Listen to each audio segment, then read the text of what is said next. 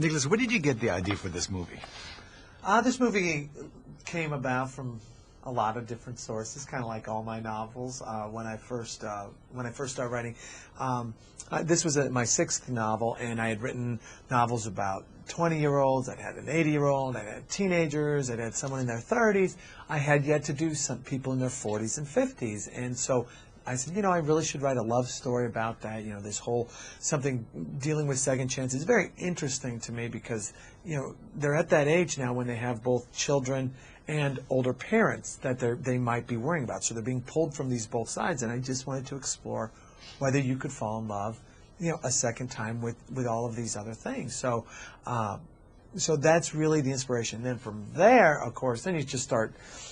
You basically start pulling and stealing from whatever you have in your life. Yeah, like my sweet in-laws, they came. I was talking to them. I said, "What would you two like for Christmas?" And they said, "Well, you know what we'd really like?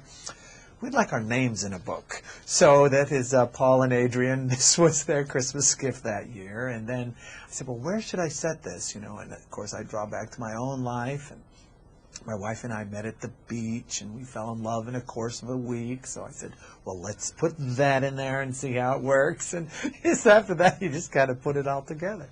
So who are these characters? These are characters that are, these are everybody in a way. These are and that was the goal when I first sat down to write the book, and it's what the film does so well, is that these are very universal characters. She is a mom. She's dealing with issues with her kid. She's struggling with the loss of her father. This is this pull. Her marriage didn't turn out the way she thought it would.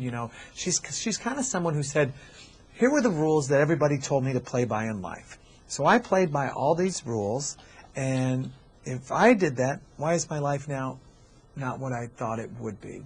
Why have things turned out wrong? And so this is essentially life, because we can never predict the bad things that might happen, or relationships that might dissolve. You can't always predict the future. So she's kind of in this situation. And then, of course, the Richard Gere character, Paul Flanner, He's your typical workaholic. This is a guy who said, and in his mind, again, he was following the rules. I'm going to go to medical school. I'm going to be the best doctor I can. I'm going to do my best to heal people. And here comes what happens. What's the aftermath? His wife and he divorce. He's estranged from his son. And this, of course, wasn't the way he imagined his life would be. So these and I think everybody at this age, everybody says, it's not exactly what I imagined it would be when I was 20 or when I was 25. This is not where I thought I'd be, and that's just a typical aspect of life. You live in the Outer Banks, right? I live in North Carolina. I'm close to the Outer Banks. What is it about the location that it's gorgeous. It's gorgeous. I mean, if you go out there, it's like going on vacation nowhere else in the world. I'm not saying go, because you got to know what to expect. I mean, if you expect things like restaurants or things to do, well, it's not the place for you, because this is just a little lick of sand, and it's very narrow, and there's some houses, and you go out there to unwind. You go out there. What do you do there? You walk the beach. You sleep in late. You look at the stars. You cook out on the... It's really pretty much what you do. But in the hustle and bustle of life, that's very attractive. And so to a lot of people when they're trying to unwind. And this all plays a role in the film as well. This real solitary, quiet environment. And you put two wounded people into this environment, and you throw in a storm where then they're cut off from everybody.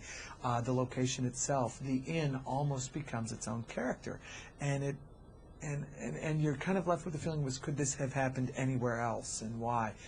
But I think every love story, if you try and start dissecting it, you don't really understand the magic that happens, but it worked beautifully in this story.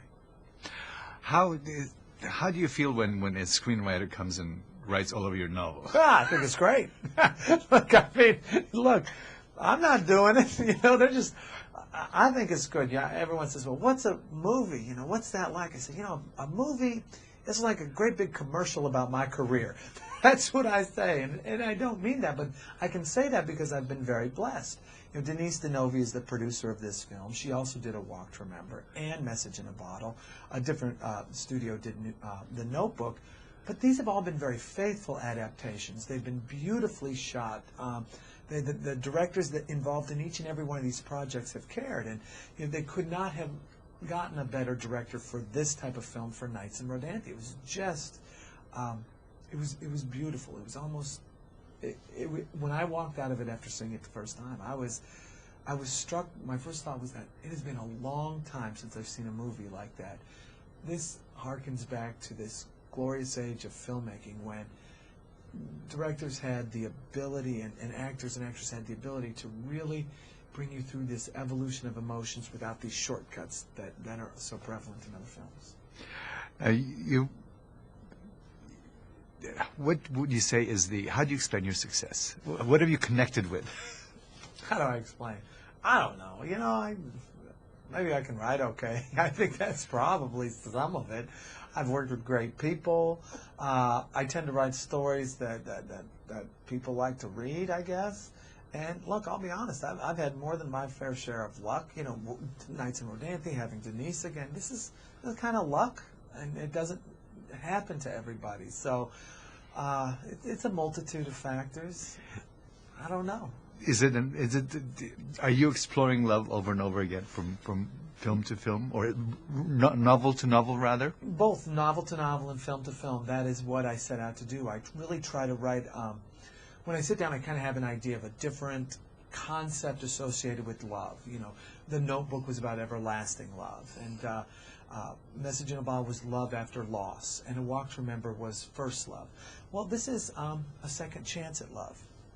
This is love and sacrifice, because again, you've got all these different poles of life's responsibilities here, and this was an area that I really wanted to cover, and I'd always try to vary those themes just to keep things interesting for people. Now, when you're writing, obviously you have people in your mind, right? Everybody asks that. I don't. I'm not that smart. Maybe I guess all the other writers do. I don't. I just kind of write, and I just kind of write. I never have a face. I have locations, yes. But as far as faces go, no. And if you ever really closely read what I write, they're very vague descriptions. And I think it's because I don't know what they look like exactly. But when they cast Richard Gere and Diane Lane, yes, now it makes sense. That's a great choice. Yes, I could see that. But only it was after the fact, It's kind of strange. Did you go to the location? I did. I go to the location. I always do a couple of times. I go and meet everybody and thank everyone for being part of this and see how it's going. But I don't try to stay around because I'm the only one there without a job. And I was raised Catholic, and I get all this guilt, And so if I go there and I talk to the director for an hour, well, his nights are ending at 2 a.m., and I've just now made it a 3 a.m. night. And I feel guilty about that. So, I go as need. I go down and meet everybody a couple of times, but I let them do their job again because this film was in great hands. You had Denise, you had George Wolfe, you had Richard Gere, you had Diane Lane. I'm just going to clutter up things if I hang around.